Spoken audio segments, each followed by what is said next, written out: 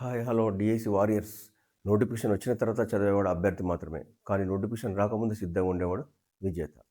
SS బయాలజీకి స్వాగతం. నేను మీ Sambasiva sir. ఈరోజు మరొక ఇంట్రెస్టింగ్ టాపిక్తో నేను మీ ముందుకు వచ్చాను. అది 8th క్లాస్ బయాలజీ నుంచి జంతువుల నుండి ఆహారోత్పత్తి. దాంట్లో సబ్ టాపిక్ వచ్చేసి పశుపోషణ. ఓకేనా? రైట్.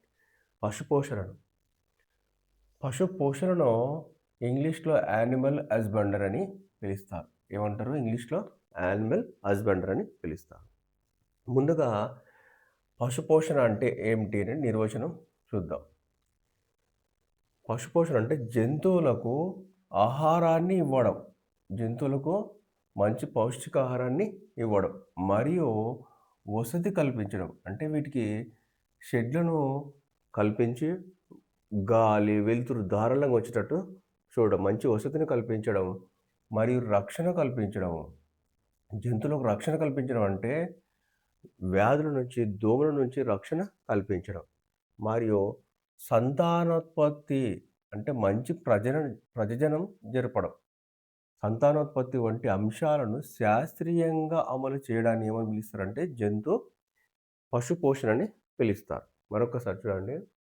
జంతువులకు ఆహారాన్ని ఇవ్వడము, వసతిని కల్పించడము, రక్షణ కల్పించడము మరియు సంతానోత్పత్తి, మంచి ప్రజననము వంటి అంశాలను శాస్త్రీయంగా అమలు చేయడం ఏమని పిలుస్తారు?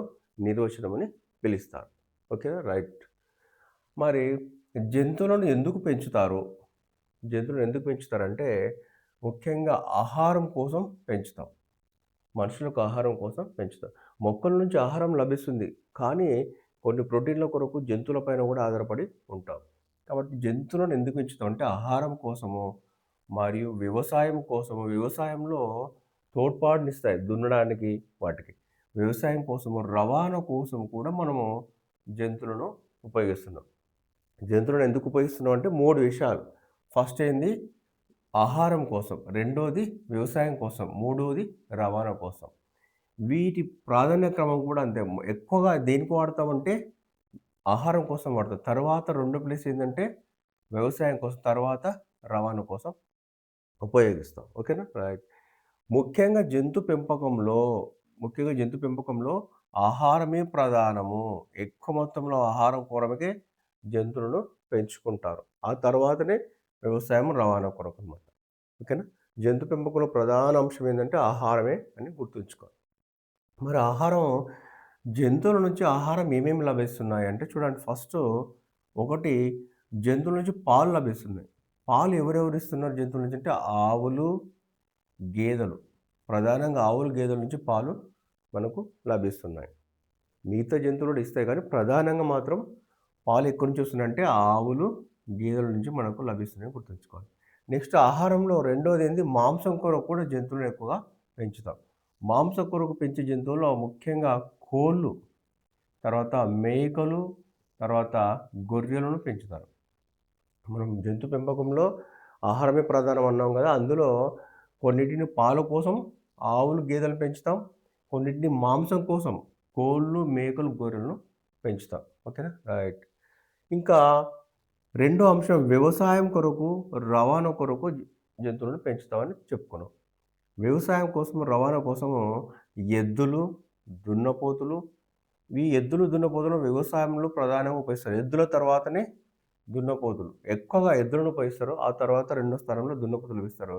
ఈ గుర్రాను, గాడిదను కూడా వ్యవసాయంలో పంట చేలలో దున్నడానికి ఉపయోగిస్తారు. ఎక్కువ శాతం గుర్రం, గాడిదలను రవాణా కొరకే ఉపయోగిస్తారు. బరువులు మోయడానికి రవాణా కొరకు ఉపయోగిస్తారు. కాబట్టి వ్యవసాయం అండ్ రవాణా కొరకు ఏమేమి పెంచుతారంటే ఎద్దులు, దున్నపోతులు, గుర్రం, గాడిదలను గుర్తుంచుకోవాలి. కొన్ని ప్లేస్లలో గుర్రంతో వ్యవసాయం చేస్తారు, కొన్ని ప్లేస్లో గాడిదలతో చేస్తారు. మన సైడ్ ఎక్కువ మాత్రం ఎద్దులతోనే చేస్తారు. చాలా తక్కువగా దున్నపోతులతో వ్యవసాయం చేస్తారన్నమాట. ఓకే. మరి ఈ అడవి జంతువులను ఎప్పటి నుంచి మచ్చిక ప్రారంభించారనేది ఒక చరిత్ర తెలుసుకోవాలి. ఇప్పుడు ఎప్పటి నుంచి ప్రారంభించారు అంటే చూడండి. అసలు మచ్చిక అనే పదం ఏంటి? మచ్చిక అనే పదం ఏంది తెలుసుకుందాం ముందుగా. మచ్చిక అంటే ఇంగ్లీష్లో డొమెస్టిఫికేషన్ అని పిలుస్తారు. పేరులో ఉంది డొమెస్టిఫికేషన్ అని. మచ్చిక అంటే ఏమిటంటే చూడండి. పురాతన కాలంలో ఆది మానవుడు తమ అవసరాల నిమిత్తం అడవి జంతువులకు ఆహారం ఇస్తూ, రక్షణ ఇస్తూ, వాటిని తమ దగ్గరనే పెంచుకునే విధానాన్ని ఏమంటారంటే మచ్చిక చేసుకోవడం అని అంటారు. అడవి జంతువులను తమ అవసరాల కొరకు ఆహారము, వసతి కల్పిస్తూ, రక్షణిస్తూ తమ దగ్గరనే పెంచుకునే వాటిని ఏమంటారంటే మచ్చిక చేసుకోవడం అని అంటారు. డొమెస్టిఫికేషన్ అని అంటారు. ఇది గుర్తుంచుకోవాలి. మరి మొట్టమొదటిసారిగా డొమెస్టిఫికేషన్ చేసుకున్న జంతువేంది అని అడిగితే మన పాఠ్యపుస్తకం ప్రకారం కుక్క అని గుర్తుంచుకోవాలి. కుక్క. కుక్కనే మొట్టమొదటిసారిగా ఎందుకు అంటే చూడండి, కుక్క క్రీస్తు పూర్వం 30,000 నుంచి 7,000 సంవత్సరాల క్రితం మచ్చిక చేసుకోబడింది. ఫస్ట్ మన పాఠ్యపుస్తకం ప్రకారం మొట్టమొదటిసారిగా ఏ జంతువును మచ్చిక చేసుకోబడింది అంటే కుక్క. ఎప్పుడు? 30,000 నుంచి క్రీస్తు పూర్వం 30,000 నుంచి 7,000 సంవత్సరాల క్రితం మచ్చిక చేసుకోబడింది. కుక్కని ఎందుకు చేసుకోవాల్సి వచ్చింది ఆది మానవుడు అంటే, తను వేటలో తనకు తోడుగా ఉంటది. వేటాడేటప్పుడు ఇది హెల్ప్‌ఫుల్‌గా ఉంటదని చెప్పి, అలాగే తన గుహల దగ్గర విశ్వాసంగా, నమ్మకంగా ఉంటుంది కాబట్టి ఫస్ట్ కుక్కనే పెంచుకున్నారని చారిత్రక ఆధారాలు చెప్తున్నాయన్నమాట. కుక్క తర్వాత రెండోది చూడండి గొర్రె. గొర్రె క్రీస్తు పూర్వం 11,000 నుంచి 9,000 సంవత్సరాల మధ్యలో గొర్రెను పెంచుకున్నారు. క్రీస్తు పూర్వం రెండవది. కుక్క తర్వాత పెంచుకుందేంటంటే 11,000 క్రీస్తు పూర్వం 11,000 నుంచి 9,000 సంవత్సరాల మధ్యలో గొర్రెను పెంచుకున్నారు. నెక్స్ట్ మూడోది చూడండి పంది. పందిని క్రీస్తు పూర్వం 9,000 సంవత్సరాల క్రితం పెంచుకున్నారు. ఈ పందిని ఎలా పెంచుకోవాల్సి వచ్చింది అసలనే దానికి ఒక చారిత్రక చిన్న కథ ఉంది చూడండి. పూర్వకాలంలో ఈ ఆది మానవులు వేటాడడం బంద్ చేసి అప్పుడప్పుడు వ్యవసాయం చేయడం ప్రారంభిస్తారు. అప్పుడు వాళ్ళ గుహల దగ్గర ధాన్యం గింజలను బస్తాలలో లేదా కుప్పలుగా పోసి ఉంచుతారు. వాళ్ళు రాత్రిపూట పడుకునేటప్పుడు వీళ్ళు గుహల దగ్గర చిన్న మంటలు పెట్టి పడుకొని ఉంటారు. ఆ ధాన్యం గింజలను వాసన గుర్తుపట్టి పందులు తినడానికి వచ్చి ఆ ధాన్యం గింజలు తినే క్రమంలో మంటను కింద పడేస్తాయి. అప్పుడు ఈ మంట అంటుకొని ధాన్యం గింజలతో పాటు పందులు కూడా కాలిపోతాయి. కాలిపోయినప్పుడు ఈ ఆదిమానవులు వచ్చి అయ్యో ఇవి కాలిపోయినాయి కదా అని చెప్పి చూస్తే పందులు బాగా కాలి మంటలు ఎర్రగా ఉబ్బి ఉంటాయి. అప్పుడు ఒక వ్యక్తి ఉండి ఎందుకు ఇలా ఉబ్బినాయి అని చెప్పి 2 వేలు పెట్టి కుచ్చుతారు. కుచ్చితే వెంటనే కాలుతాయి. కాలి వెంటనే అబ్బా కాలి అని చెప్పి నోట్లో పెట్టుకొని ఇట్లా సప్పరిస్తాడు. అప్పుడు మంచి వాసన, మంచి రుచి అనిపిస్తుంది. అప్పటినుంచి పందులను తింటే టేస్ట్ బాగుంటుందని చెప్పి పందులను పెంచుకోవడం అలవాటు చేసుకున్నారంటే ఒక చిన్న కథ ఉందన్నమాట. అదేవిధంగా కాల్చుకొని తింటే కూడా బాగుంటుందనే విషయం కూడా పందుల ద్వారానే తెలిసిందని చిన్న కథ ఉంది అనమాట. ఓకేనా. నెక్స్ట్ మేక. మేకను క్రీస్తు పూర్వం 8,000 సంవత్సరాల క్రితం పెంచుకున్నారని గుర్తుంచుకోవాలి. ఓకేనా. రైట్. మరి భారతదేశంలో వ్యవసాయంలో పశుపోషణ అనేది ఒక అంతర్భాగం అని ఉంది. వ్యవసాయంలో పశుపోషణ ఒక అంతర్భాగము అంటే ఏంటంటే, వ్యవసాయం చేసే ప్రతి ఒక్కరు కూడా పశువులను పెంచుకుంటారు. అలాగే పశువులను పెంచుకునే ప్రతి ఒక్కరు కూడా వ్యవసాయం చేస్తారు. కాబట్టి వ్యవసాయము మరి పశుపోషణ 2 విడదీయరానివి. ఎందుకంటే కొద్ది భూమిలో వ్యవసాయం చేస్తే వాళ్ళకు వ్యవసాయం కొరకు పశువులు అవసరం పడతాయి. వ్యవసాయంలో సేద్యం చేయడానికి. అలాగే వ్యవసాయంలో వచ్చినటువంటి ఎండుగడ్డిని, ధాన్యం గింజలను పశువులకు వేసేది ఉంటుంది.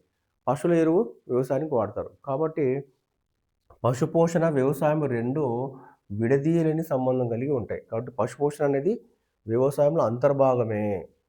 అలాగే పశువులే కాకుండా మేకలు, గొర్రెలు కూడా వ్యవసాయంలో అంతర్భాగమే. ఎందుకు అంటే చూడండి, పశువులు, గొర్రెల పెంపకము రైతుకు చాలా లాభదాయకం. ఎందుకంటే రైతులు పంట పొలం పండిన తర్వాత ఆ పంట అంతా తీసుకున్న తర్వాత ఆ చేనులో మిగిలిన గడ్డి ఉంటుంది. ఆ గడ్డిని మేపడానికి పశువులను, గొర్రెలను, మేకలను ఆ చేనులో వదులుతారు.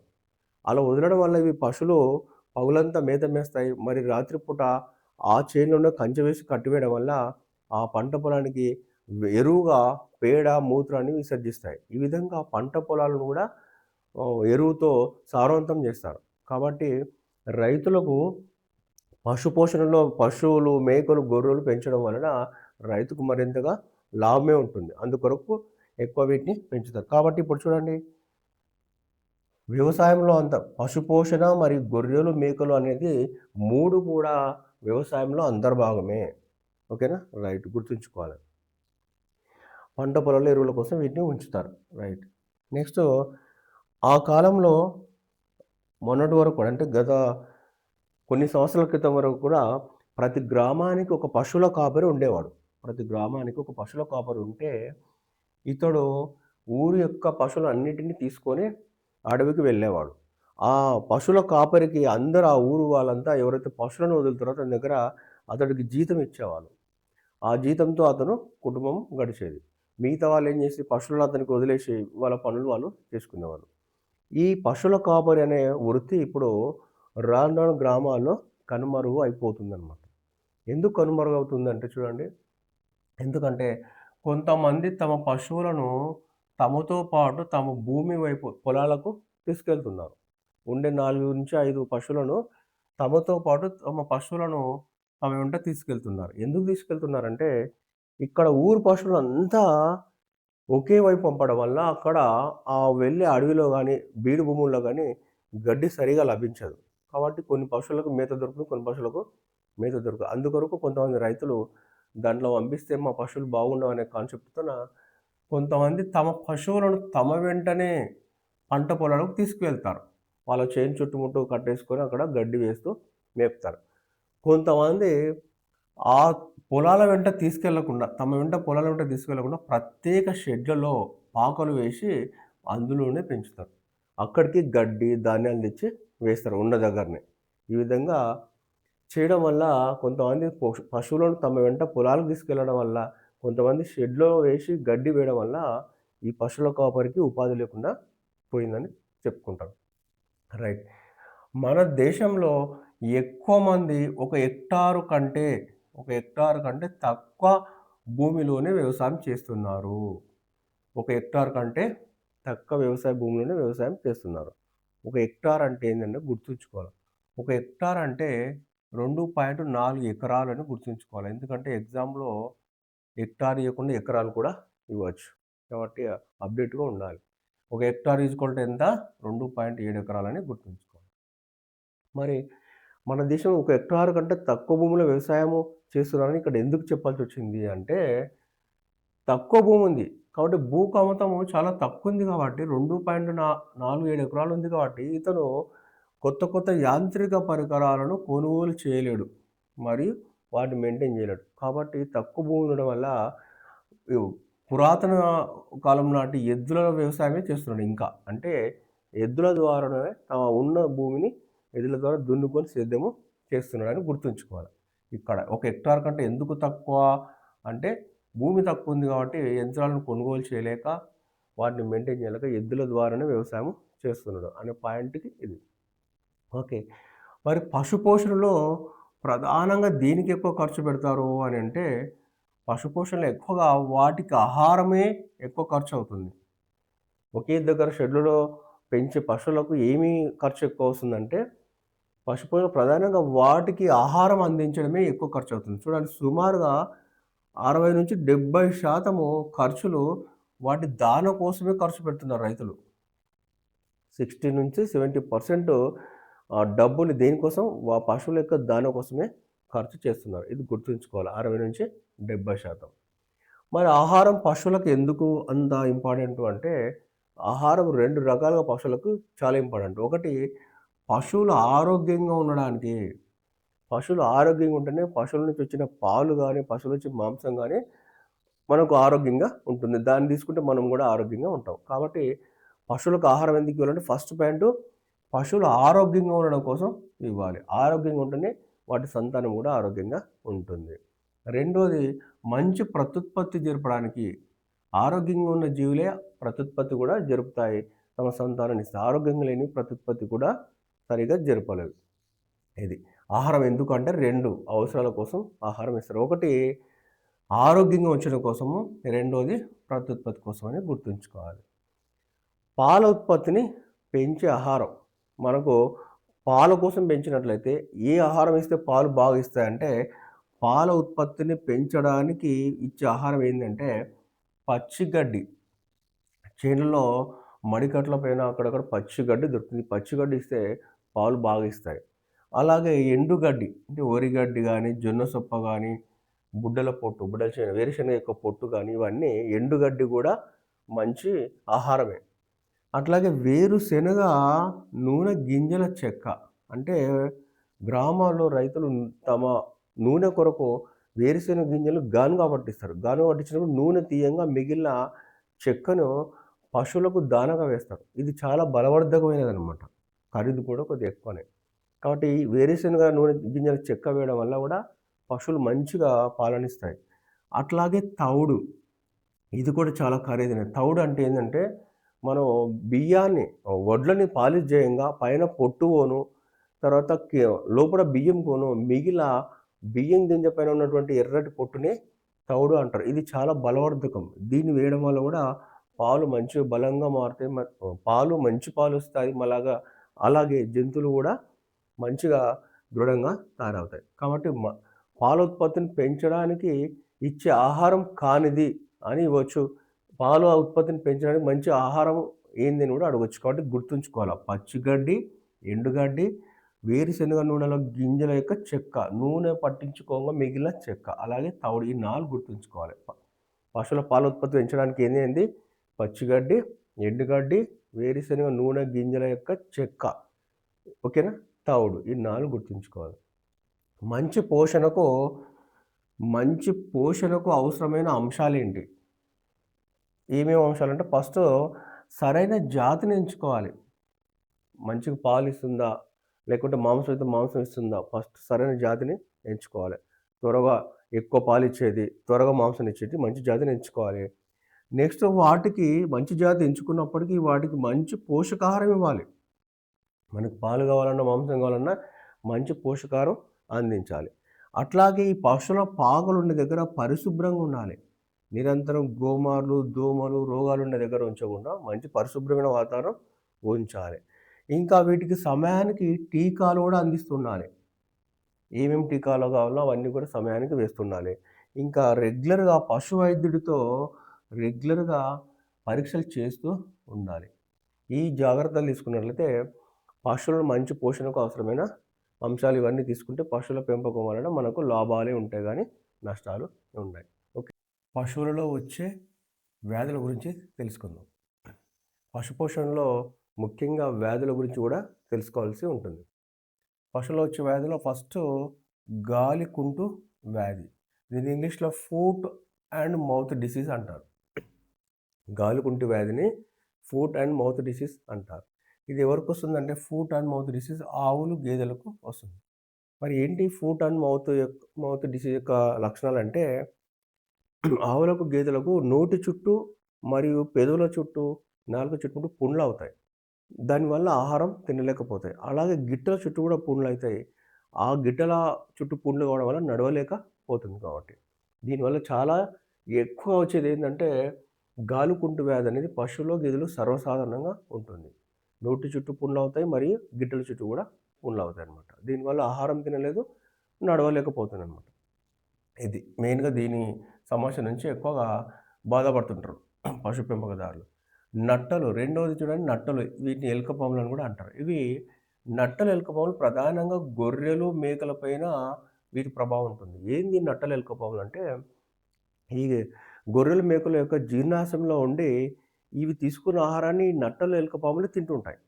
కాబట్టి ఎప్పటికి కూడా ఎంత గడ్డి మేసినప్పటికి కూడా ఈ మేకలు, గొర్రెలు బరువు పెరగడం జరగదు, అభివృద్ధి చెందవు. కాబట్టి వీటిని త్వరగా అమ్మేస్తుంటారు.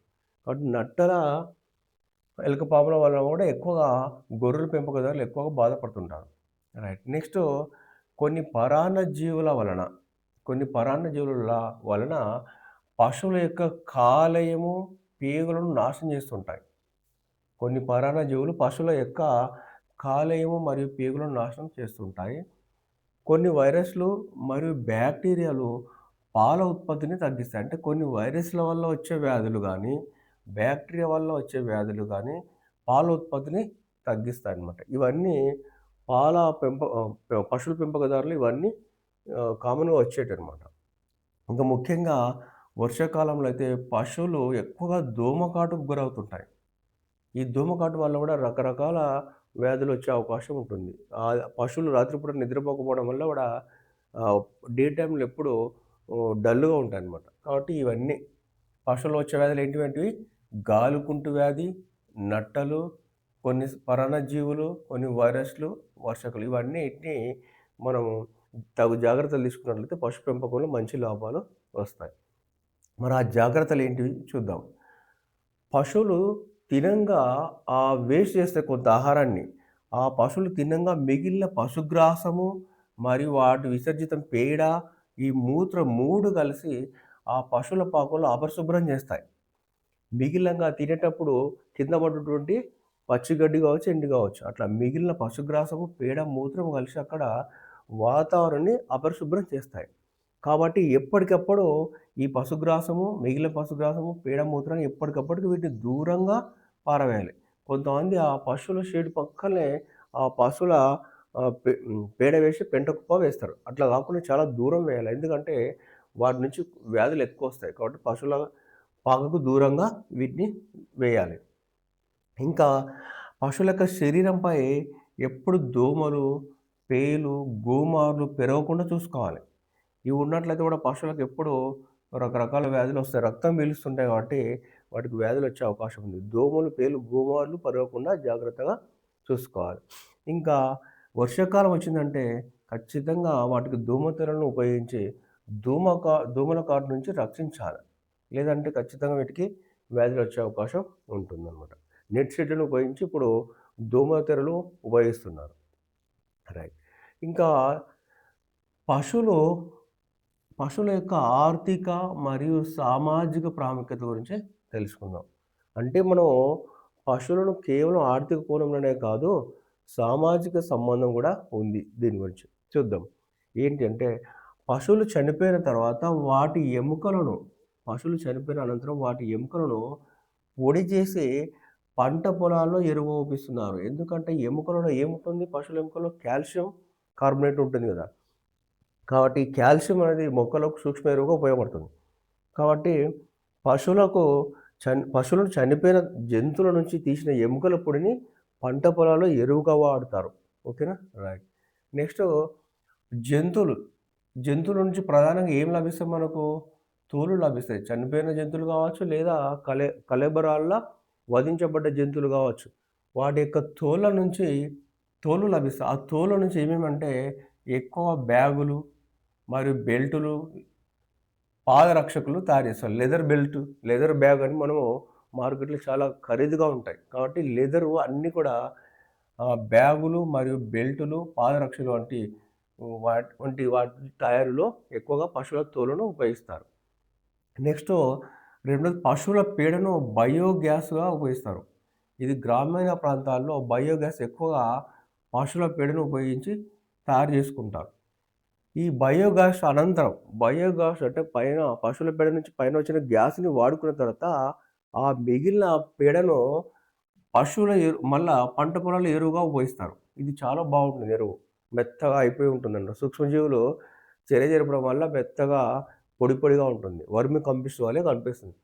కాబట్టి పశువుల పేడ నుంచి వచ్చిన బయోగ్యాస్‌నేమో వంటకు గ్యాస్‌గా ఉపయోగిస్తారు. మిగిలిన ఆ ఘన పదార్థాన్ని పంట పొలాల్లో ఎరువుగా ఉపయోగిస్తారు. ఓకే. రైట్. ఇంకా బయోగ్యాస్ అనేది గ్రామీణ ప్రాంతాల్లో ముఖ్యమైన ఇంధన వనరుగా ఉపయోగిస్తున్నారు. బయోగ్యాస్ అనేది ముఖ్యమైన ఇంధన వనరుగా గ్రామీణ ప్రాంతాల్లో ఇప్పటికి కూడా ఉపయోగిస్తున్నారు. ఇంకా అసలైన ఉపయోగం ఏంటంటే పశువుల పేడను వ్యవసాయంలో ప్రధాన ఎరువుగా ఉపయోగిస్తారు. ఈ వ్యవసాయంలో పశువుల పేడను ఉపయోగించే దాన్ని ఏమంటారంటే సేంద్రీయ వ్యవసాయం అని పిలుస్తారు. లేదా సహజమైన వ్యవసాయం అని పిలుస్తారు. ఆర్గానిక్ ఫార్మింగ్ అని కూడా పిలుస్తారు. కాబట్టి పశువుల పేడను ఉపయోగించి చేసే వ్యవసాయాన్ని ఏమంటారంటే ఆర్గానిక్ ఫార్మింగ్ లేదా సేంద్రీయ వ్యవసాయం అని పిలుస్తారు. కాబట్టి సేంద్రీయ వ్యవసాయంలో ప్రధానమైనది ఏంటంటే పశువుల పేడని గుర్తుంచుకోవాలి. పశువుల పేడను వ్యవసాయంలో ప్రధాన ఎరువుగా ఉపయోగిస్తారు. దీన్ని సేంద్రీయ వ్యవసాయం అని పిలుస్తారు.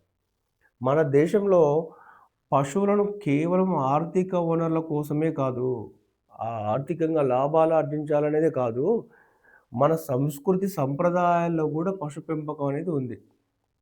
మన సంస్కృతి సంప్రదాయాల్లో కూడా పశువుల పెంపకం ఒక భాగంగా ఉంది.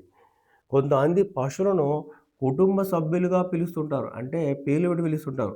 ఏ రాము అని, ఆవులకైతే సీత అని పిలిస్తే అవి కూడా పలుకుతాయి. ఇప్పుడు కూడా మీరు గ్రామీణ ప్రాంతాల్లో చూసుంటారు. కుటుంబ సభ్యులుగా భావిస్తాం. అందుకే ఈ పశువులకు కూడా కొన్ని పండుగలు జరుపుతాం. ఎగ్జాంపుల్ చూడండి ఏరువాక పౌర్ణమి. ఈ ఏరువాక పౌర్ణమి అనేది జూన్‌లో వస్తుంది సాధారణంగా. అంటే ఏప్రిల్, మే వరకు పశువులు బాగా రెస్ట్ తీసుకొని ఉంటాయి ఎండాకాలంలో. కాబట్టి వాటికి ఇప్పుడు జూన్‌లో పండుగొచ్చినప్పుడు వాటిని మంచి శుభ్రంగా కడిగి రంగులేసి ఎముకలకు రంగులేసి ఎముకలంట కొమ్ములకు రంగులేసి మరి మొత్తం స్నానం అంతా చేపించి మంచిగా రంగులేసి ముస్తాబు చేసి వాటిని దేవుని గుడి దగ్గరికి తీసుకెళ్ళి అలా తిప్పుకొని వస్తుంటారు. అంటే ఆ రోజు మంచి భోజనం పెడతారు వాటిని. కుటుంబ సభ్యులుగా భావించి. ఆ రోజు ఆ పశువులకు కూడా అర్థమైపోతుంది. అరే! ఇన్ని రోజులు మేము రెస్ట్ తీసుకున్నాం. ఇప్పటి నుంచి మనము మళ్ళీ సిద్ధం కావాలి అని. కాబట్టి పశువులను మన భారతీయ సంస్కృతి అనేది ఎప్పుడు కూడా ఆర్థిక కోణంలో చూడలేదు. మన సంస్కృతి సంప్రదాయాల్లో భాగంగానే చూసింది. కాబట్టి ఈ విధంగా మనం పశువుల కొరకు పండుగలు కూడా జరుపుకుంటాం. ఓకేనా? ఇదంతా ఒకసారి బ్రీఫ్‌గా చూడండి. పశువులకు వచ్చే వ్యాధులేంది? గాలికుంటి వ్యాధి, మెయిన్‌గా ఆవులు, గేదెలు, నట్టలు, గొర్రెలు, మేకలకొస్తుంది. కొన్ని పరాన్నజీవులు కాలేయం, పేగులను నాశనం చేస్తాయి. వైరస్‌లు, బ్యాక్టీరియాల వచ్చే వ్యాధులు పాల ఉత్పత్తిని తగ్గిస్తాయి. ఇంకా ముఖ్యంగా వర్షాకాలంలో దోమకాటు బాగా ఉంటుంది. ఇవి జాగ్రత్తలు ఏం చేయాలా? పశువులో మిగిలిన పశుగ్రాసం, పేడ, మూత్రాన్ని ఎప్పుడు కూడా ఆ పశువుల పాక నుంచి దూరంగా పారవేయాలి. పశువులపై దోమలు, పేలు, గోమాలు ఎప్పుడు వాలకుండా జాగ్రత్తలు తీసుకోవాలి. దోమతెరలను ఉపయోగిస్తే ఇవన్నీ రాకుండా చూసుకోవచ్చు. పశువుల ఆర్థిక, సామాజిక ప్రాముఖ్యత అంటే పశువులు ఎముకల పొడిని చేనులో ఎరువుగా ఉపయోగిస్తారు. పశువుల నుంచి వచ్చిన తోళ్లను బ్యాగులు, బెల్టులు మరియు చెప్పుల తయారీకి ఉపయోగిస్తారు. పశువుల పేడ ముఖ్యంగా బయోగ్యాస్‌గా ఉపయోగిస్తారు. దీనివల్ల జీవ జీవ ఇంధనము తయారవుతుంది. కాబట్టి ఎంతో ఆర్థికంగా కూడా లాభం. గ్రామీణ ప్రాంతాల్లో ముఖ్యమైన గ్యాస్ ఏందంటే ఇది బయోగ్యాస్. బయోగ్యాస్ ఉపయోగించంగా మిగిలిన కింద అడుగున ఉన్నటువంటి ఘన పదార్థం కూడా పంట పొలాలకు ఎరువుగా ఉపయోగిస్తారు. ముఖ్యంగా పశువుల పేడను వ్యవసాయంలో ప్రధానంగా వాడతారు. కాబట్టి ఇదే సేంద్రీయ వ్యవసాయం అని పిలుస్తున్నాం. ఇప్పుడు మళ్ళీ ఆర్గానిక్ వ్యవసాయంకి ఎక్కువగా మనము ఇంపార్టెన్స్ ఇస్తున్నాం. మన దేశంలో పశువులను ఆర్థిక కోణంలో కాకుండా సాంస్కృతిక సంప్రదాయాల్లో భాగంగా కూడా ఉపయోగిస్తారు. కొంతమంది కుటుంబ సభ్యులుగా భావించి పేర్లతో పిలుస్తారు. అవి కూడా పలుకుతాయి. అలాగే వాటి కోసం సెపరేట్‌గా పండుగలు కూడా ఉన్నాయి. ఎగ్జాంపుల్ ఏరువాక పౌర్ణమి. ఈ వీడియో గనుక మీకు నచ్చితే తప్పక లైక్ చేయండి. మరి మీ ఫ్రెండ్స్‌కి షేర్ చేయండి. ఇలాంటి మరెన్నో ఇంట్రెస్టింగ్ వీడియోల కొరకు నా ఎస్ఎస్ బాయిలర్ ఛానల్‌ని సబ్స్క్రైబ్ చేసి బెల్ ఐకాన్‌పై నొక్కండి. అలాగే ప్రతి వీడియో మొత్తం పూర్తిగా చూసిన తర్వాత ఫస్ట్ కామెంట్లో నేను ఒక 5 ఇంపార్టెంట్ మల్టిపుల్ చాయిస్ క్వెషన్లు అంటే ప్రస్తుత ట్రెండింగ్ తగ్గట్టు ఒక 5 ఇంపార్టెంట్ క్వెషన్లు ఇస్తున్నాను. వాటిని చదివి వాటి ఆన్సర్లు ఖచ్చితంగా కామెంట్లో పెట్టండి. నేను వాటిని చూసి మళ్ళీ ఒకసారి రివ్యూ చేస్తాను. Thank you.